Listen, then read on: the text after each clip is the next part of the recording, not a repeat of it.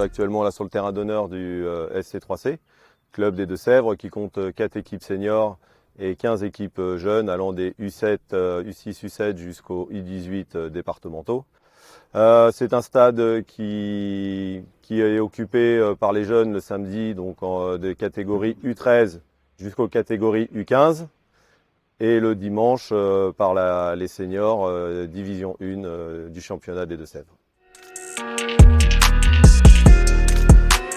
Donc comme tout le monde le sait, on a toujours la même problématique sur nos devants de but.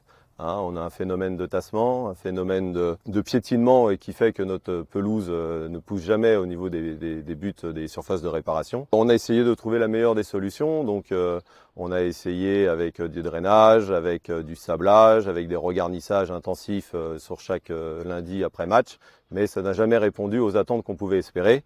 Et grâce à cette solution qu'on a pu trouver avec notre fournisseur, nous avons répondu à une des plus grosses problématiques qu'on avait. On avait quelques craintes sur ça, c'était par rapport au ressenti des gardiens de but qui pouvaient avoir un problème d'appui ou un problème de rebond et pas avoir les mêmes sensations que sur un gazon naturel.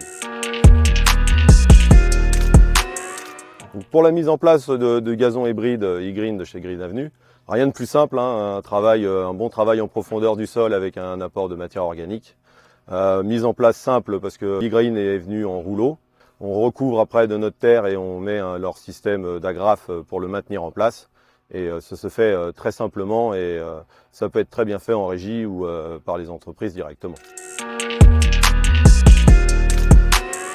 Donc du coup, après un an d'utilisation et de mise en place, on l'a fait en mai 2024. Les retombées sont plutôt positives des différentes équipes qui sont passées sur le terrain de la Chapelle-Saint-Laurent sur cette saison 2024-2025. Très bonne implantation du gazon à travers l'e-green.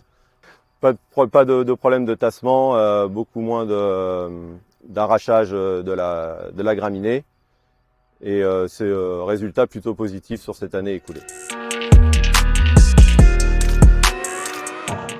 Concernant les retombées de nos différents gardiens des différentes équipes évoluant sur le terrain de la Chapelle-Saint-Laurent, résultat plutôt positif, surtout sur la souplesse des devants de but et du bon ressenti au niveau des appuis lors des différentes actions devant les buts.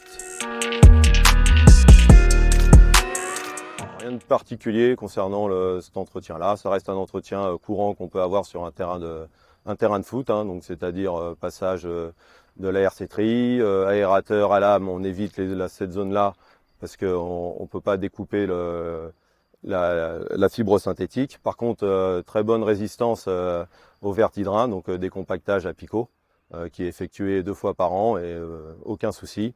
Après, question tonte, la même chose que sur le reste de la surface de jeu du terrain de foot, on ne change rien à nos habitudes au niveau de l'entretien.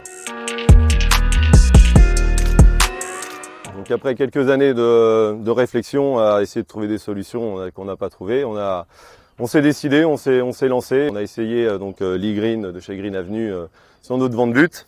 On le regrette pas, on aimerait même essayer d'autres zones comme les bancs de touche et les entrées de terrain où on sait que c'est piétiné par l'entrée des joueurs. Donc c'est un matériau qu'on utilisera certainement sur d'autres zones et on regrette pas notre choix d'avoir utilisé ce produit.